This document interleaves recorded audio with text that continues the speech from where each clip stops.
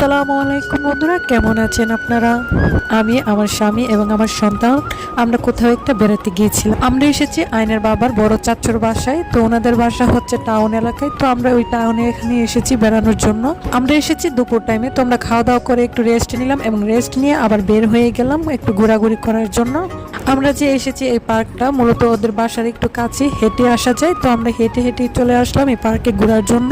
মূলত পার্কে এসেছিলাম আমি, আয়নের বাবা আয়ান এবং আমার জালের 2 ছেলে মেয়ে, এবং আমাদের সাথে এসেছিল আমার একটা দেবর। আমরা মোট 5 জন এসেছিলাম। তো এইখানে চারপাশে আমরা ঘুরে ঘুরে দেখতেছিলাম এবং আমি কিছু ভিডিও করে নিলাম আপনাদের সাথে শেয়ার করার জন্য। আর কিছু পিকও তুলেছি একসাথে স্মৃতি হিসেবে রেখে দেওয়ার জন্য। চারপাশ অনেক সুন্দর ছিল, কিন্তু সন্ধ্যা হয়ে যাওয়ার কারণে তেমন একটা ভিডিও ফুটেজ নেওয়া হয় নাই। আমাদের ঘুরতে ঘুরতে সন্ধ্যা হয়ে গিয়েছিল। তো আমরা বাহিরে তেমন কিছু খাই নাই, কারণ বাসায় গিয়ে খাবো।